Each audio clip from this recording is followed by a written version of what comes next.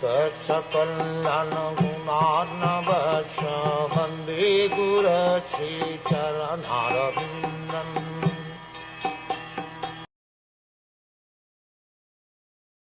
Insurmountable, eternal time imperceptibly overcomes those who are too much attached to family affairs and are always engrossed in their thought. I am now happy. I have everything in order. My bank balance is quite enough. I can now give my children enough estate. I am now successful. The poor beggar sannyasis depend on God, but they come to beg from me. Therefore I am more than the supreme God.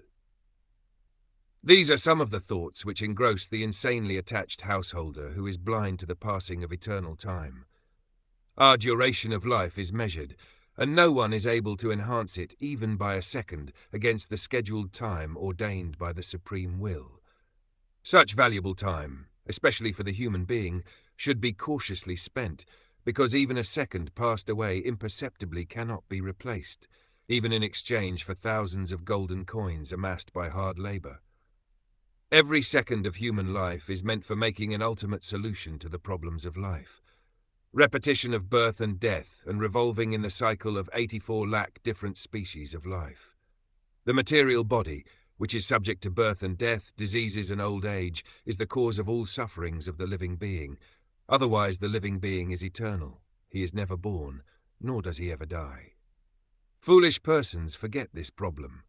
They do not know at all how to solve the problems of life, but become engrossed in temporary family affairs, not knowing that eternal time is passing away imperceptibly, and that their measured duration of life is diminishing every second, without any solution to the big problem, namely repetition of birth and death, disease and old age. This is called illusion. But such illusion cannot work on one who is awake in the devotional service of the Lord.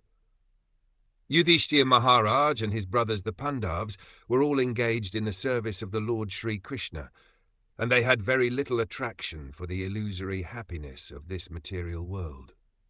As we have discussed previously, Maharaj Yudhishthira was fixed in the service of the Lord Mukund, the Lord who can award salvation, and therefore he had no attraction even for such comforts of life as are available in the kingdom of heaven, because even the happiness obtained on the planet Brahmlock is also temporary and illusory.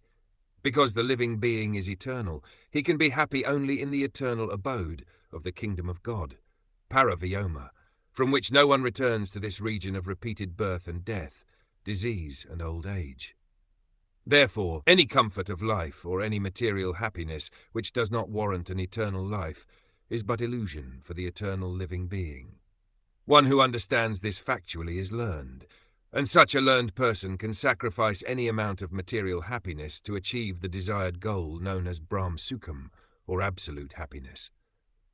Real transcendentalists are hungry for this happiness, and as a hungry man cannot be made happy by all comforts of life, minus foodstuff, so the man hungry for eternal absolute happiness cannot be satisfied by any amount of material happiness. Therefore, the instruction described in this verse cannot be applied to Maharaj Yudhishthira or his brothers and mother. It was meant for persons like Dhritarashtra, for whom Vidur came especially to impart lessons.